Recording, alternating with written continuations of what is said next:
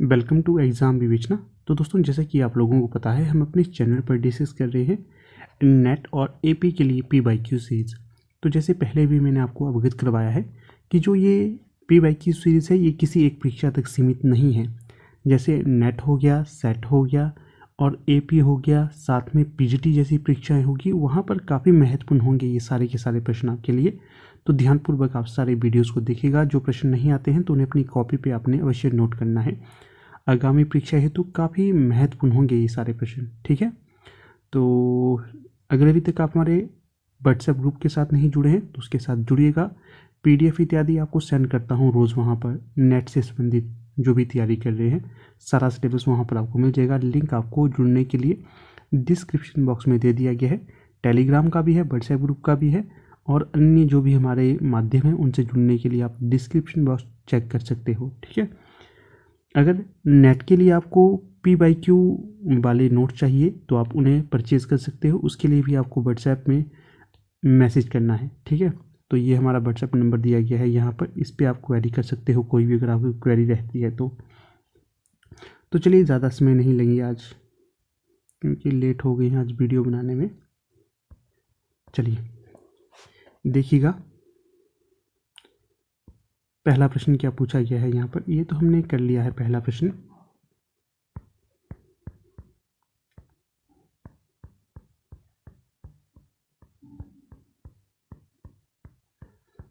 अगर आपके near dear कोई एलटी टेट एलटी कमीशन की तैयारी कर रहे हैं तो आप भी जुड़ सकते हैं हमारी टीम के साथ। हमारे ऑनलाइन बैच चले हुए हैं आजकल, ठीक है। तो उसके साथ जुड़ना है तो जुड़ जाइएगा, समय है अभी आपके पास।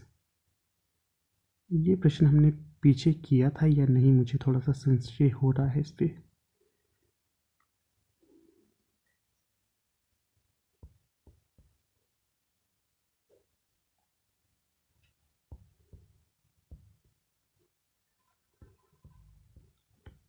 चलिए यहीं से करते हैं हम 73 से, ठीक है। करा होगा हमने तो भी ठीक है, नहीं करा होगा तो भी ठीक है। ये प्रश्न करने से रिवीजन ही होता है और तो कुछ नहीं। देखिए क्या पूछा गया है इस प्रश्न में। नेट वाले भैया आप क्यों नीचे आ रहे हो?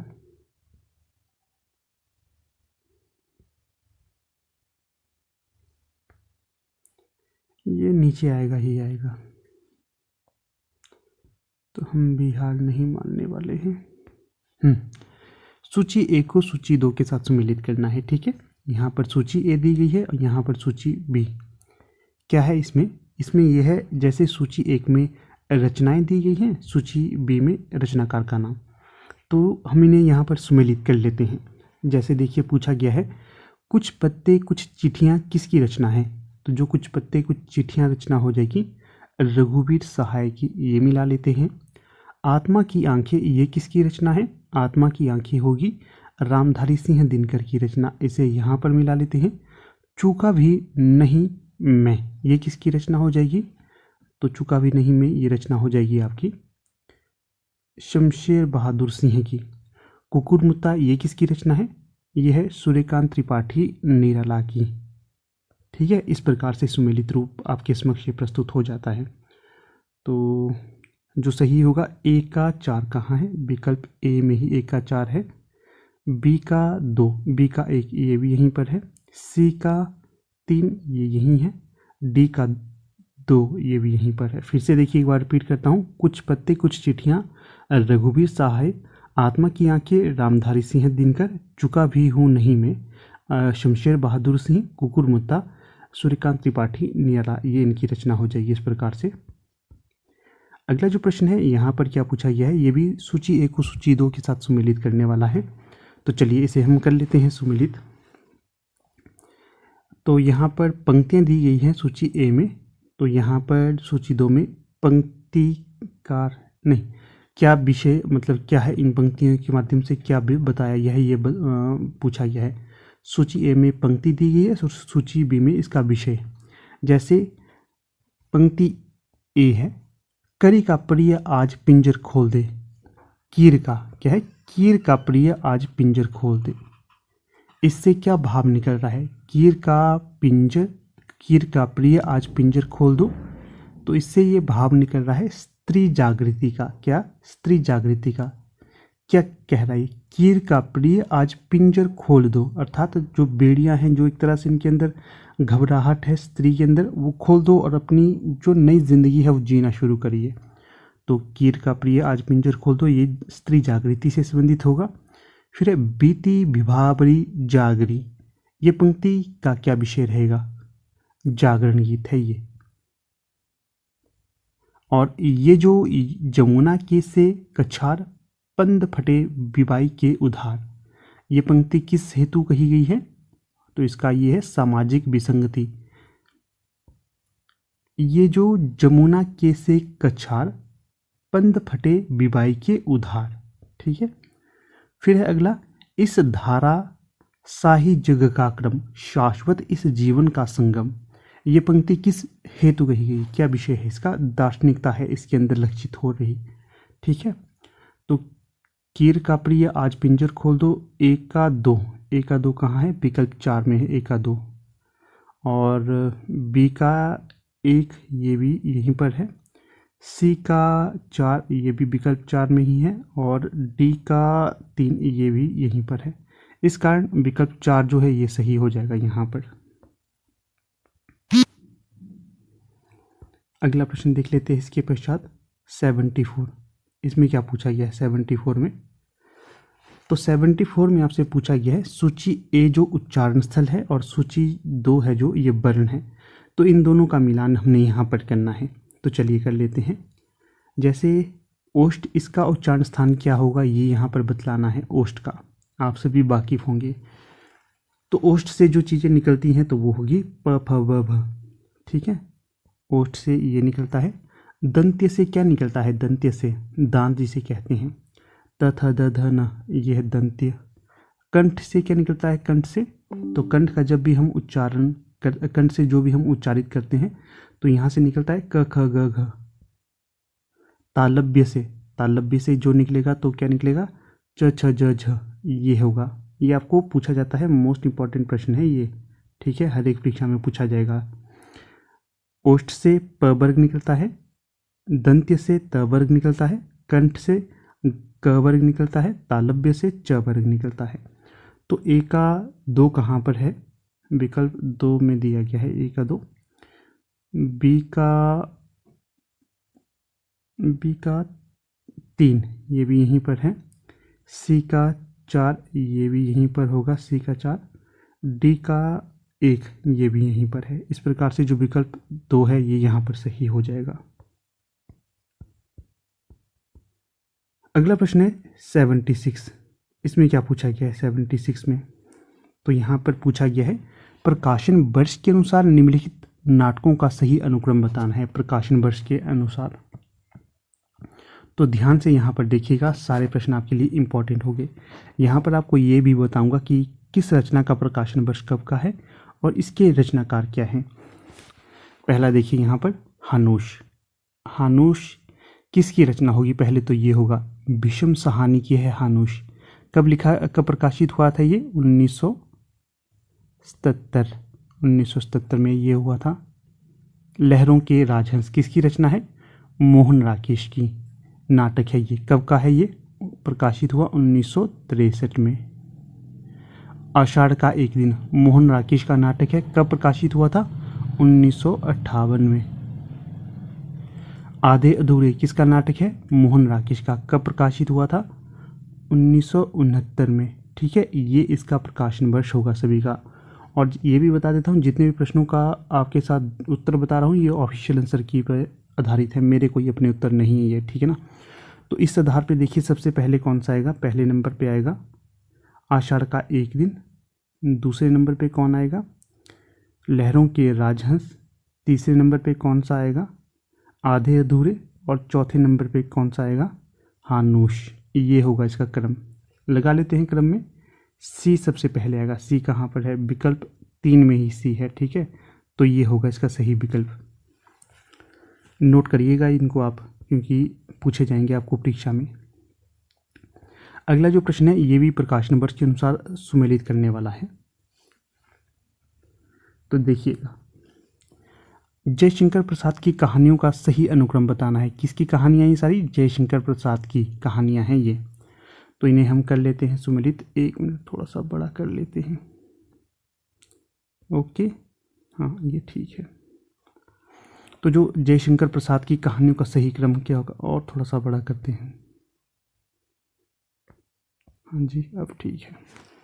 तो देखिए, सारी जितनी भी कहानियाँ हैं चारों की चारों किसकी हैं? जयशंकर प्रसाद की हैं, याद रखना है। जैसे कहानी है इंद्रजाल, कब का इसका प्रकाशन वर्ष है इंद्रजाल का? 1936। आकाशदीप इसका कब का है? 1928। 1928 इसका है। ग्राम कहानी कब की है ये? 1912 की।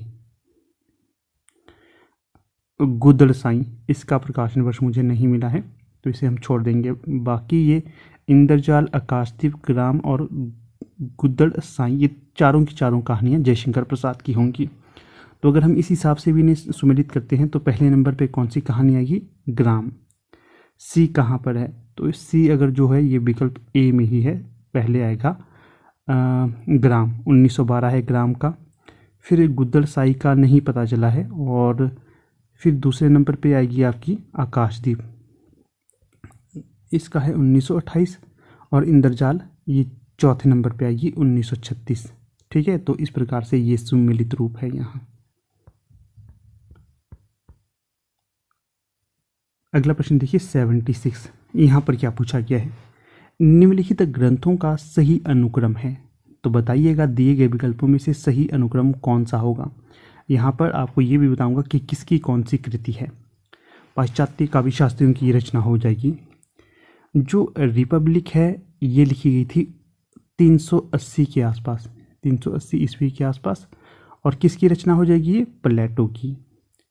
Mind in the modern world ये कब लिखी गई थी? 1929। और किसकी रचना है? रिचर्ड्स की रचना होगी ये, आइए रिचर्ड्स की। फिर है प्रैक्टिकल क्रिटिसिज्म, ये कब लिखी गई थी? मतलब प्रकाशित कभी, ये सारी रचनाएं प्रकाशित हैं, ये पूछा गया है 1972 में। किसकी रचना होगी ये? Lionel Trilling. किसकी? लियोनल ट्रिलिंग, 1972 की है। फिर है essays ancient and modern, essays ancient and modern, तो ये टी.एस. इलियट की रचना है। इसका प्रकाशन वर्ष मुझे नहीं मिला है, टी.एस. इलियट की रचना हो जाएगी। इसी आधार पर हम यहाँ पर देख लेते हैं पहले नंबर पे कौन सी है। रिपब्लिक प्लेटो की पहले नंबर पे है। दूसरे नंबर पर mind in the modern world, ये दूसरे नंबर पे है। तीसरे नंबर पे है प्रैक्टिकल क्रिटिसिज्म 1972। ठीक है, और इसका हमें नहीं पता है। इसी अगर हमें तीन भी पता होगा ना तब भी हम कर लेते हैं। तो रिपब्लिक पहले नंबर पे है। देखिए रिपब्लिक कहाँ पर? ए सबसे पहले कहाँ? हाँ इसी में। देखिए एक से ही हमें इसके उत्तर पता चलेंगे। रिपब्लिक पता है तो हम बाकी भी सॉल्व कर लेते हैं। ये छोटी छोटी ट्रिक्स होती हैं पेपर को क्रैक करने के लिए, ध्यान रखना है। ये होगा इसका उत्तर, विकल्प ए। बाकी को देखने की ही जरूरत नहीं है। क्यों? क्योंकि रिपब्लिक ही पहली है तो ए बाकी कहीं पर नहीं दिया गया है सिवाय एक नंबर वाले की। अगला है देखिए प्रश्न 79। इसमें क्या पूछा गया है? 79 में भी मुंशी प्रेमचंद की जो कहानियां हैं इनका सही क्रम बताना है। किसकी कहानियां होंगी सारी ये? मुंशी प्रेमचंद। कई बार पूछा जाता है मुंशी प्रेमचंद को प्रेमचंद्र कहा जाता था या चंद, तो मुंशी प्रेमचंद को मुंशी प्रेमचंद कहा जाता है, प्रेमचंद्र नहीं, ध्यान रखना है। तो क्या होगा यहाँ पर सही क्रम, देख लेते हैं। बूढ़ी काकी, जो बूढ़ी काकी कहानी है इसका प्रकाशन वर्ष है 1921 का। कब का? 1921 का, ज़्यादा समय तो नहीं, ठीक है। और सवा सेर गेहूँ इसका क्या होगा? 1924। और पंच परमेश्वर 1916। और प्रेरणा इसका मुझे पता नहीं चला है प्रकाशन वर्ष। बूढ़ी काकी, सवा सेर गेहूँ, पंच परमेश्वर और प्रेरणा, ये चारों कहानी किसकी होंगी? मुंशी प्रेमचंद की ये कहानियाँ होंगी। तो चलिए इसी आधार पर हम उत्तर देखने लग जाते हैं। सबसे पहले कौन सी आएगी? पंच परमेश्वर पहले नंबर पे है, दूसरे नंबर पे है बूढ़ी काकी और तीसरे नंबर पे है यहाँ पर सवाशरीर गेहूँ। तो सी कहाँ पर है? सबसे पहले तो ये देखिए 2 नंबर पे सी है, एक यहाँ पर है और दूसरा कहाँ पर है? विकल्प 4 पे। अब हम एलिमिनेट करेंगे, जो मैं आपको मेथड बताता हूँ। फिर देखिए दूसरे नंबर पे कौन सी कहानी है? बूढ़ी काकी। तो बी। दूसरे नंबर पे ए कहाँ पर है? यहाँ पर है। देखिए ये तो डी है, तो ये अब हो गया ख़त्म, इसका कोई औचित्य नहीं रहा। तो अब जो उत्तर निकलेगा विकल्प 4 वाला निकलेगा। ठीक है। तीसरे नंबर की कहानी हमने कौन सी देखी थी? सवाशरीर गेहूँ, ये भी यहाँ पर मिल रही है। ठीक है ना। इस प्रकार से हम इसे एलिमिनेट मेथड के द्वारा भी सॉल्व कर सकते हैं। तो सही उत्तर होगा हमारा डी, CABD ये क्रम रहेगा। अगला प्रश्न है 80। जन्म वर्ष के आधार पर निम्नलिखित रचनाकारों का सही क्रम बताइए। जन्म वर्ष के अनुसार जो पेड मेंबर है ना, उनके लिए ये PDF मिल जाएगी सॉल्व की हुई। तो आपको ज़्यादा अगर नहीं लिखना है तो आप छोड़ दीजिए। जो पेड मेंबर नहीं है उन्हें लिखना ज़रूरी है, क्योंकि आप लोगों को कई PDF दे देता हूँ, कहीं नहीं देता हूँ। देखिए अगला जो प्रश्न है, जन्म वर्ष के आधार पर रखना है ना, थोड़ा सा बड़ा कर देते हैं इसे।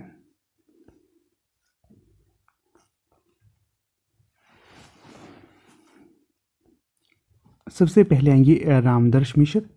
क्या होगा इनका जन्म? 25 अगस्त 1924। 25 नहीं, 15 अगस्त 1924। विवेकी राय, इनका क्या है? 19 नवंबर 1924। ये देखिए इतने इकट्ठे वाले डाल दिए इन्होंने, कई बार ये फंसाने वाले काम करते हैं। बाल मुकुंद गुप्त, इनका क्या होगा? इसमें 1865। अध्यापक पूर्ण सिंह, इनका कब का होगा? 1881। तो ये होगा सारा क्रम। पहले नंबर पे कौन आएगा यहाँ पर? तो पहले नंबर पे आएगा ये बाल मुकुंद गुप्त।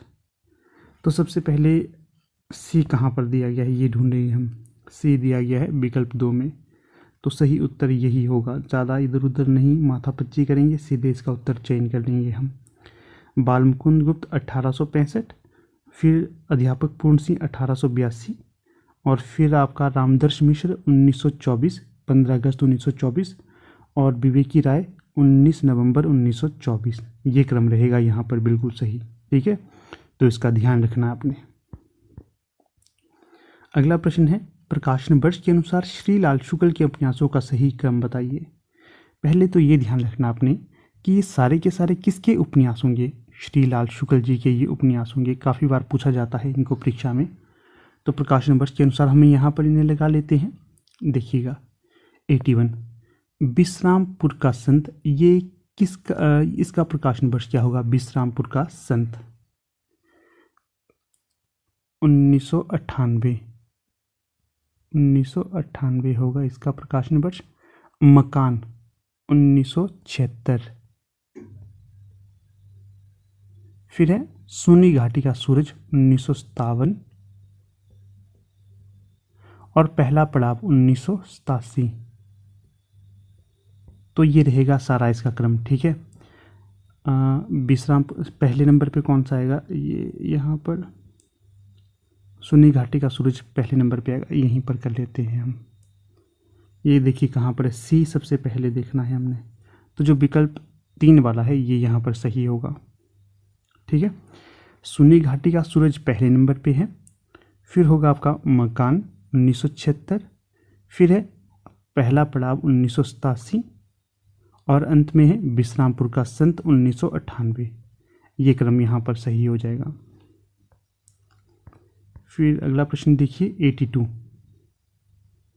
प्रकाशन वर्ष के अनुसार जयशंकर प्रसाद के नाटकों का सही क्रम बताना है। ये सारे के सारे किसके नाटक होंगे? जयशंकर प्रसाद के। अजातशत्रु, ध्रुव स्वामिनी, राज्यश्री, स्कंदगुप्त। ये अब इनका प्रकाशन वर्ष आपको बताता हूँ।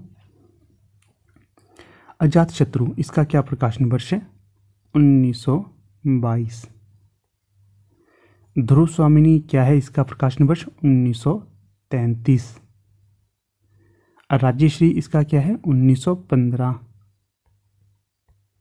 और स्कंदगुप्त इसका क्या है? 1928। तो ये क्रम यहाँ पर रहेगा। तो देखिए सबसे पहले कौन सा आएगा? सबसे पहले आएगा आपका राज्यश्री, 1 नंबर पे राज्यश्री। तो सी कहाँ कहाँ दिया गया है? विकल्प 4 में ही सी दिया गया है, बाकी आगे हम नहीं देखेंगे, आप अपने हिसाब से इसको देख लेना। सी सही विकल्प हो जाएगा यहाँ। अगला प्रश्न है, प्रकाशन वर्ष के अनुसार कृष्णा सोबती के उपन्यासों का सही क्रम बताना है हमने। कृष्णा सोबती, सारे के सारे उपन्यास किसके होंगे? कृष्णा सोबती जी के होंगे। कौन कौन से नाम हैं इनके? समय, सरगम, मित्रों, मरजानी, ए लड़की, सूरजमुखी, अंधेरे के। तो चलिए देखिए, समय सरगम का प्रकाशन वर्ष क्या है? 2000। और मित्रों मरजानी इसका क्या होगा? 1967। ए लड़की इसका क्या होगा? 1981। सूरजमुखी अंधेरे के इसका क्या होगा? 1972। ठीक है, ये क्रम रहेगा यहाँ पर सही। तो पहले नंबर पे कौन सी रचना आएगी हमारी यहाँ पर? मित्रों मरजानी। तो बी देखिए कहाँ पर है? बी विकल्प 4 में है बी यहाँ पर, तो बाकी देखने की आवश्यकता नहीं है। अगला है, जन्म काल के अनुसार निम्नलिखित कवियों का सही अनुक्रम बताना है। तो ये भी आपको बता देते हैं, ये कौन सा मुश्किल है। तो देखिए, लुइपा, इनका जन्म कब का माना जाता है? एस्टीमेट है ये 1840 ईस्वी के आसपास का। स्वयंभू, इनका कब का है? 783 ईस्वी के आसपास का। और 83 3 लिख ले भाई। हेमचंद्र 1080 या 1088 के आसपास का।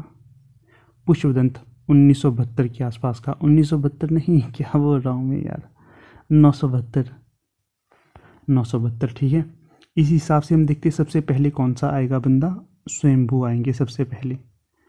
तो 783 है ना, तो बी कहाँ कहाँ पर है?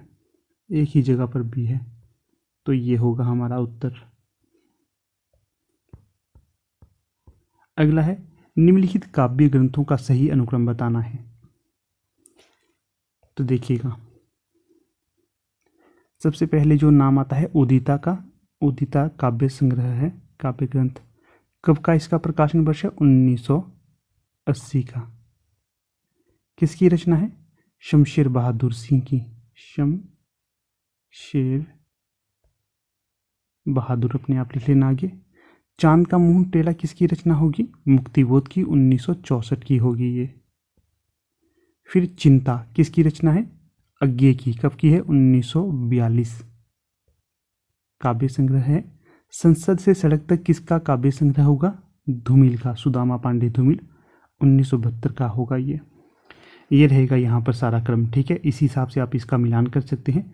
तो देखिए, सबसे पहले जो रचना आएगी चिंता, सबसे पहले चिंता कहाँ पर है? सी, मिल जा भाई, सी यहाँ पर है।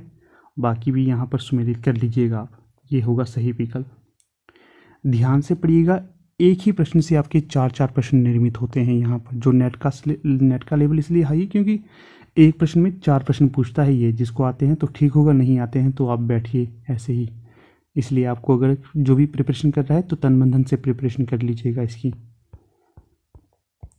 अगला देखिए, अब क्या प्रश्न आए आगे। ये आए हैं यहाँ पर अभिकथन, तर्क और स्थापना वाले कहते हैं हम इन्हें, कथन और कर्ण वाले। चलिए कथन और कर्ण को देख लेते हैं। नीचे 2 कथन दिए गए हैं, एक है अभिकथन और दूसरा है उसका, दूसरा क्या है? रीजन वाला या कारण वाला। जैसे मिला लेते हैं। अभिकथन क्या दिया गया है यहाँ पर? फ्राइड मानते हैं कि कभी मनोरोगी होता है। फ्राइड क्या मानता है? कि कभी मनोरोगी होता है। फ्राइड ने यह माना। ठीक है, अब कारण क्या दिया गया है? क्योंकि मनुष्य मात्र मनोरोगी है। क्या सच में मनुष्य मात्र मनोरोगी है? क्योंकि मनुष्य मात्र मनोरोगी है ऐसा माना जाता है तर्क के आधार पर। अब यहाँ पर क्या है, अब हमने यहाँ पर सही कथन का चयन करना है कि क्या सही होगा। यहाँ पर देखिए जो विकल्प ए है ये सही होगा कि ए और आर दोनों सत्य हैं और आर ये जो है आर ए की व्याख्या है, आर जो है ए की व्याख्या है, इसलिए ये सही हो जाएगा। यहाँ पर 86 का सही विकल्प ए है। सही कहा है कि फ्राइड ने माना है कि कवि मनोरोगी होता है, बिल्कुल सही कथन है, क्योंकि मनुष्य मात्र मनोरोगी है, ये भी सही कथन हो जाएंगे। ठीक है, अगला देखिए, अगला क्या है 87। 87 में क्या कहा गया है, अभी कथन है मार्क्सवाद साहित्य सृजन का प्रधान कारण श्रम को मानता है। जो मार्क्सवाद है ये साहित्य सृजन का प्रधान कारण किसे मानता है? श्रम को। अब कारण देखिए इसका क्या कारण है, क्योंकि श्रम के बगैर साहित्य की परिकल्पना असंभव है। श्रम के बगैर साहित्य की परिकल्पना असंभव है, श्रम के बगैर। तो देखिए अगर हम यहाँ पर ध्यान से देखते हैं कि मार्क्सवाद साहित्य सृजन का प्रधान कारण श्रम को मानता है, ये तो हम बिल्कुल सही मानेंगे, हाँ जी सही है ये। अब इसके कारण की तरफ हम जाते हैं तो क्या है, क्योंकि श्रम के बगैर साहित्य की परिकल्पना असंभव है। नहीं, श्रम के बगैर साहित्य की परिकल्पना संभव है, असंभव नहीं होगी, इसलिए ये वाला कथन यहाँ पर असंगत हो जाएगा। पहला तो सही है, दूसरा असत्य होगा। कौन सा विकल्प होगा यहाँ पर सही? तो तीसरा विकल्प यहाँ पर सही हो जाएगा। ठीक है, ए सत्य है, आर असत्य है। अगला देखिए प्रश्न 88। क्या पूछा गया है 88 में आपसे? 88 में पूछा गया है जॉक देरिदा का मानना है कि पाठ का अर्थ पाठक तय करता है। किसका मानना है? जो जॉक देरिदा है इनका मानना है कि पाठ का अर्थ पाठक तय करता है। ठीक है, कारण, क्योंकि पाठकों के मन की भिन्नता के कारण पाठ बहुलार्थी होता है। क्योंकि पाठकों के मन की भिन्नता के कारण पाठ बहुलार्थी होता है। क्या आपको भी ऐसा लगता है? बिल्कुल ऐसा लगता है। जैसे जॉक देरिदा ने माना कि पाठ का अर्थ पाठक तय करता है, बिल्कुल। जैसे कि उदाहरण के लिए आप कोई उपन्यास पढ़ रहे हैं, ठीक है ना, उसका अर्थ आप कुछ अलग निकाल सकते हैं। चलिए उपन्यास तो छोड़िए, कोई मूवी देखने चले गए आप, ठीक है ना, तो जब आप मूवी देखने जा रहे हैं और मूवी देखने के पश्चात उस मूवी का अर्थ आपके लिए अलग निकलेगा, आपके मित्र के लिए अलग निकलेगा, आपकी मम्मी को के लिए अलग निकलेगा, आपके पापा के लिए अलग निकलेगा। सभी का अलग अलग अर्थ पाठक निकालता है। ठीक है, पाठ का, ये यहाँ पर मूवी की बात कर रहा हूँ, वास्तविकता में उपन्यास की बातें होती इस तरह। जब हम कोई पुस्तकें पढ़ते हैं ना, उसके पश्चात पुस्तकों को पढ़ने के पश्चात अर्थ सभी का भिन्न भिन्न होता है, किसी का सेम भी होता है, अधिकतर का भिन्न भिन्न होता है। तो ये पाठ का अर्थ पाठक ही तय करता है, सही कथन है। क्योंकि पाठकों की मन की भिन्नता के कारण ही पाठ बहुलार्थी होता है, बिल्कुल। पाठकों के मन की भिन्नता के कारण ही पाठ बहुलार्थी होता है, अर्थात इसका अर्थ बहु अर्थ पे निकलता है। हर एक पाठक इसका अपना अपना अर्थ निकालता है, इसलिए दोनों कथन यहाँ पर सही हो जाएंगे। ए और आर दोनों सही है। कहाँ पर? विकल्प ए में ही ये सही होंगे। फिर अगला प्रश्न क्या है यहाँ 89। 89 को हम पढ़ लेते हैं। क्या कथन है इसका? कथन है इसका, कल्पना काव्य का अनिवार्य तत्व है।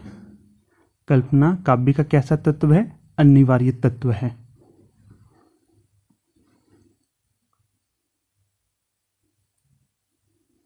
कल्पना काव्य का अनिवार्य तत्व है या साधन है। कारण, क्योंकि कल्पना काव्य में साध्य है। क्योंकि कल्पना काव्य में क्या है?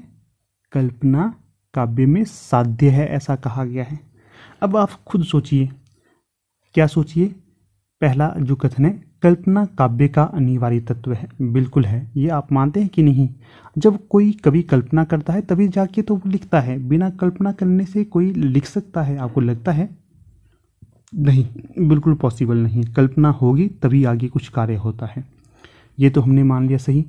क्योंकि कल्पना काव्य में साध्य है। कल्पना ही काव्य में साध्य नहीं होती, ये क्या होती है? साधन होती है।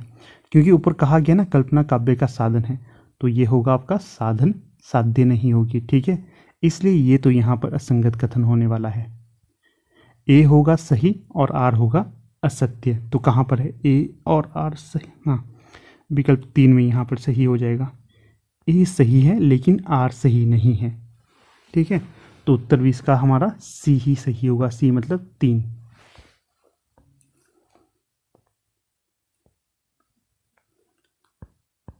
अगला प्रश्न देखिए यहाँ पर 90। इसमें क्या पूछा गया है? तो यहाँ पर पूछा गया है कविता मनुष्य के हृदय को शुद्ध करती है। कविता मनुष्य के हृदय को क्या करती है? शुद्ध करती है। किसने कहा था ये कथन? याद करिए। कारण क्या है? कारण है यहाँ पर मनुष्य के हृदय को प्रकृत अवस्था कविता से मनुष्य के हृदय की प्रकृत अवस्था कविता से संभव है। ठीक है, किससे संभव? कविता से संभव है। तो बिल्कुल सही, आचार्य रामचंद्र शुक्ल ने ये कथन कहा था अपनी कविता क्या है में, और ये भी सही होगा। यहाँ पर दोनों ही सही होंगे, इसलिए जो सही विकल्प होगा 90 का ए और आर दोनों सही है। आर जो है ए की सही व्याख्या है। ठीक है, तो इस कारण विकल्प ए यहाँ पर सही हो जाएगा। आगे आया हमारे पास ये जो पैराग्राफ होता है ना, इसको पढ़ना पड़ता है पहले, उसके बाद इसके उत्तर दिए जाते हैं। चलिए हम लोग पढ़ लेते हैं पहले से। यदि किसी देश का बाह्य रूप सम्मान योग्य और सुंदर नहीं बन सका है तो समझना चाहिए कि उस राष्ट्र की आत्मा में एक उच्च जगत का निर्माण किया जाना शुरू नहीं हुआ है, अर्थात वहाँ सच्चे साहित्य के निर्माण का श्री गणेश नहीं हुआ है। साहित्य ही मनुष्य के भीतर से सुसंस्कृत और उन्नत बनाता है। साहित्य ही मनुष्य को भीतर से सुसंस्कृत और उन्नत बनाता है, और तभी उसका बाह्य रूप भी साफ और स्वस्थ दिखाई देता है। और साथ ही बाह्य रूप के साफ और स्वस्थ होने से आंतरिक स्वास्थ्य का भी आरंभ होता है। दोनों ही बातें अन्योन्याश्रित हैं। जबकि हमारे देश की, हमारे समाज का आधा अंग पर्दे में ढका हुआ है, जबकि हमारी 90% जनता अज्ञान के मलबे के नीचे दबी हुई है, तब हमें मानना चाहिए कि अभी दिल्ली बहुत दूर है। हम साहित्य के नाम पर जो कुछ कर रहे हैं और जो कुछ दे रहे हैं, उसमें कहीं बड़ी भारी कमी रह गई है। हमारा भीतर और बाहर अब भी साफ स्वस्थ नहीं है। साहित्य की साधना तब तक बंद ही रहेगी जब तक हम पाठकों में एक ऐसी अदम्य आकांक्षा जागृत ना कर दें जो सारे मानव समाज को भीतर से और बाहर से सुंदर तथा सम्मान योग्य देखने के लिए सदा व्याकुल रखें। अगर यह आकांक्षा जागृत हो सकी तो हम में से प्रत्येक अपनी अपनी शक्ति के अनुसार उन सामग्रियों को जरूर संग्रह कर लेगा जो उक्त इच्छा की पूर्ति की सहायक हैं। अगर यह आकांक्षा जागृत नहीं हुई तो कितनी ही विद्या क्यों ना पड़ी हो, वह एक जंजाल मात्र सिद्ध होगी और दुनियादारी और चालाकी का ढकोसला ही बनी रहेगी। जो साहित्यिक निष्ठा के साथ इच्छा को लेकर रास्ते पर निकल पड़ेगा, वह स्वयं अपना रास्ता खोज निकालेगा। साधन की अल्पता से कोई महती इच्छा आज तक नहीं रुकी है। भूख होनी चाहिए, किसी भी चीज़ को प्राप्त करने की भूख होनी चाहिए। आप स्वयं भी इस पूरे पैराग्राफ को पढ़ सकते हो। ठीक है, तो अब यहाँ पर हम इसके उत्तर देख लेते हैं। अब पूरा पैराग्राफ तो नहीं पढ़ूंगा, अब इसे सीधे इसके उत्तर दे दूंगा। जैसे किसी देश और उसके नागरिकों का चरित्र निर्माण तभी संभव है जब उस देश में सत्य साहित्य हो। जब उस देश में सत्य साहित्य हो, मतलब सत्य साहित्य का मतलब होता है सत्य साहित्य। फिर अगला जो प्रश्न है यहाँ पर आपका, साहित्य साधना की अनुर्बरता का कारण क्या है? अनुर्वरता का कारण क्या है? तो ये होगा आपका देश के निवासियों में अच्छी शिक्षा और संस्कार के प्रति अदम्य इच्छा और अध्यवसाय का अभाव। ठीक है, अगला है हमारा वर्तमान साहित्य कैसा है? हमारा वर्तमान साहित्य, हमारा वर्तमान साहित्य सामाजिक दायित्वों को पूर्ण करने में पूरी तरह सक्षम नहीं है। ठीक है, अगला है इस अनुच्छेद में वर्णित अन्योन्याश्रित बातों का मूल क्या है? तो इस अनुच्छेद में वर्णित अन्योन्याश्रित बातों का मूल क्या होगा? तो वो हो जाएगा साहित्य के द्वारा मनुष्य को अंतर्बाह्य सुसंस्कृत और उन्नत बनाना। अंतर्बाह्य मतलब अंदर से भी और बाहर से भी सुसंस्कृत बनाना और उन्नत बनाना इस अनुच्छेद की बातों का मूल होगा। अगला है अदम्य आकांक्षा के बिना, अदम्य आकांक्षा के बिना क्या नहीं होता? अदम्य आकांक्षा के बिना क्या नहीं होता है? विद्या व्यर्थ है और साहित्यिक निष्ठा के साथ रास्ते की खोज संभव नहीं है। ये होगा यहाँ पर उत्तर। अगला प्रश्न, प्रस्तुत अवतरण के संदर्भ में निम्नलिखित में से कौन सा कथन सही होगा? तो जो यहाँ पर कथन दिए गए हैं इनमें जो सही होगा तो वो कौन सा है? तो वो होगा आपका विकल्प 3। अनुसंधान नए विचार और वैज्ञानिक विवेचन से उद्घाटित मार्मिक परिस्थितियों के मूर्त और सजीव चित्र को कवि को अपने काव्य के एक लक्षण के रूप में शामिल करना होगा। तो सी सही विकल्प होगा यहाँ। अगला है प्रस्तुत अवतरण के आधार पर निम्नलिखित में से कौन सा कथन सही नहीं है? तो कौन सा कथन सही नहीं होगा? पहला देखिए, ज्ञान प्रसार और भाव प्रसार परस्पर संबंधित है। हाँ जी, सही है। ज्ञान प्रसार के भीतर भाव प्रसार होता है, ये भी सही है। ज्ञान की इच्छा ज्ञान की स्थिति भाव की स्थिति की पूर्ववर्ती है, बिल्कुल सही। ज्ञान प्रसार के दायरे से भाव प्रसार परे है, नहीं, ये असंगत होगा यहाँ पर। फिर अगला प्रश्न क्या है? ये दूसरा पैराग्राफ आ गया है, हमने तो इसको भी कर लिया। दूसरा पैराग्राफ पढ़ लें या स्वयं पढ़ लोगे आप? पढ़ लें, चलिए पढ़ लेते हैं दूसरे पैराग्राफ को। तो इसमें क्या दिया गया है? ज्ञानेंद्रियों द्वारा प्राप्त सामग्री से भावना या कल्पना उसकी योजना करती है। अतः ये कहा जा सकता है कि ज्ञान ही भावों के संचार के लिए मार्ग खोलता है।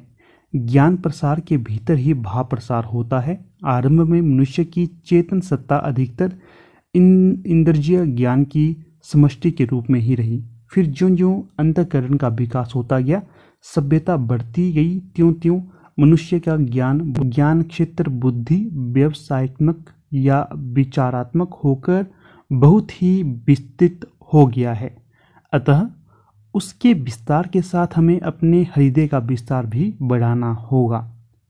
विचारों की क्रिया से वैज्ञानिक विवेचन और अनुसंधान द्वारा उद्घाटित परिस्थितियों तथा तथ्यों के मरणस्पर्शी पक्ष का मूर्त और सजीव चित्रण भी उसका इस रूप में प्रत्यक्षीकरण भी कि वह हमारे किसी भाव का आलंबन हो सके, कवियों का काम और उच्च काव्य का एक लक्षण होगा। तो इस प्रकार से ये पैराग्राफ था। अपने हिसाब से भी आप पढ़ लेना इसको, क्योंकि अलग अलग पढ़ने का सबका तरीका होता है। आपका अलग है, मेरा अलग है। कई बहुत जल्दी जल्दी पढ़ लेते हैं, कोई आराम आराम से पढ़ते हैं जैसे मैं पढ़ता हूँ। अगला देखिए, प्रस्तुत अवतरण के संदर्भ में निम्नलिखित में से कौन सा कथन सही नहीं है? तो यहाँ पर जो मैंने बताया पहले पढ़ लेते हैं सारे कथन। आधुनिक युग में विचारों के विस्तार के साथ हृदय के विस्तार की कोई आवश्यकता नहीं है, यह सही है। कौन सा कथन सही है? नहीं, ये गलत है। फिर अगला कौन सा? ये हमारे ज़माने में अपने विचारों के विस्तार के साथ हृदय का विस्तार करना आवश्यक है। हाँ, ये कथन यहाँ पर सही होगा। ये दोनों असंगत हो जाएंगे। अगला है, प्रस्तुत अवतरण के संदर्भ में निम्नलिखित में से कौन सा कथन सही नहीं है? सही नहीं है। तो यहाँ पर जो सही नहीं होगा, पहले पहला पढ़ लेते हैं हम। देखिए, भावना या कल्पना ज्ञानेंद्रियों से प्राप्त सामग्री को संयोजित करती है। बिल्कुल सही। नए विचारों, वैज्ञानिक विवेचनों के परिप्रेक्ष्य में कवि को अपनी सृजना शक्ति को समृद्ध करना आवश्यक है। ये भी सही है। भाव का प्रसार ज्ञान के प्रसार के भीतर है। ये भी सही है, परंतु जो विकल्प 2 है ये सही नहीं होगा। भाव व्यापार से ज्ञान व्यापार संचालित होता है। ठीक है। अगला जो है, प्रस्तुत अवतरण में कौन सा कथन, ये तो पढ़ लिया भाई हमने, कितनी बार आएगा ये। प्रस्तुत अवतरण के संदर्भ में निम्नलिखित में से कौन सा कथन सही है? तो यहाँ पर जो सही होगा तो वो होगा सीधा विकल्प 4। सभ्यता के विकास के साथ मनुष्य के विचार अधिक व्यापक हो गए हैं। ये हमने पढ़ा था ना। बाकी सभ्यता के बढ़ने के साथ मनुष्य के भाव अधिक व्यापक हो गए हैं, नहीं, ये तो गलत है। फिर सभ्यता के बढ़ने के साथ मनुष्य की बुद्धि और भाव दोनों का क्षय हो गया, नहीं, क्षय नहीं हुआ है। सभ्यता के विकास के साथ हमें सिर्फ बुद्धि की जरूरत रह गई है, नहीं, ये भी गलत है।